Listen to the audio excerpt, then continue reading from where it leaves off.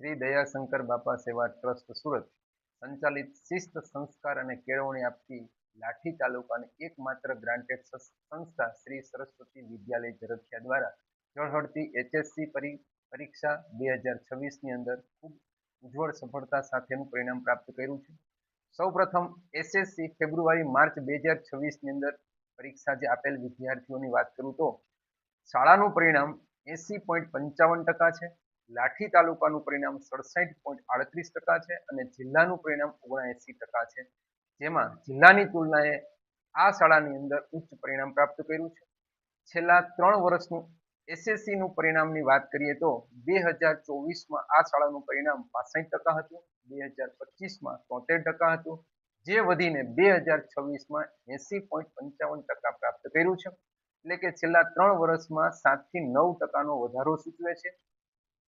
SSC પરીક્ષાની અંદર પ્રથમ 3 વિદ્યાર્થીઓ આવનાર છે. એમાંનું પહેલું છે જૈનસી નિલેશભાઈ માંગરોળિયા 87.16% પ્રાપ્ત કરી શાળામાં પ્રથમ નંબરે આવેલ છે.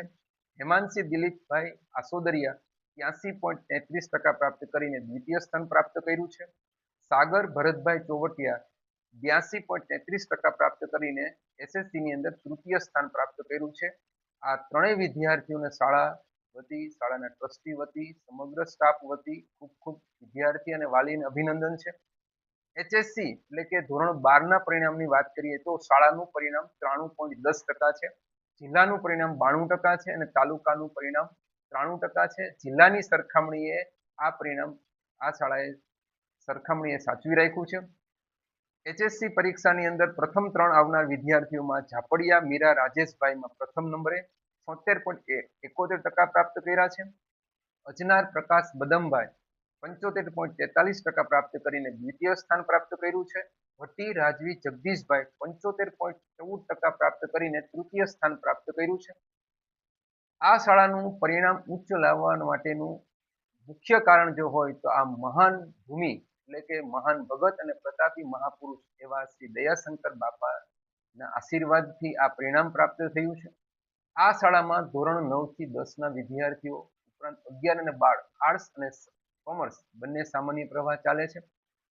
ખાસ કરીને વિદ્યાર્થીઓને ભણતર સાથે કેળવણી સાથે એનો વિકાસ થાય તે માટે માધ્યમિક શિષ્યવૃત્તિ યોજના, NTS પરીક્ષા, NMS એક્ઝામની પરીક્ષાનું આયોજન, આ ઉપરાંત એનું માર્ગદર્શન અહીંયા આપવામાં આવે છે. સાથે સાથે વ્યાવસાયિક શિક્ષણ, IT ક્ષેત્ર અને કોમ્પ્યુટર શિક્ષણની અંદર ઉચ્ચ પ્રગતિ પ્રાપ્ત કરે તે માટેનું શિક્ષણ આપવામાં આવે છે.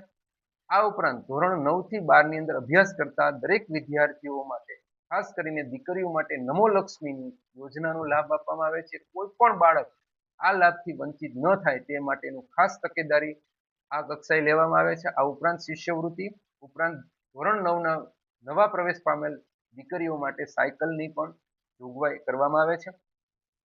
આ સિવાય આ શાળાની અંદર ખાસ કરીને SSC 80% પ્રાપ્ત કર્યું છે. એનું મૂળ કારણ જે છે કે સ્ટાફ ક્વોલિફાઈડ છે.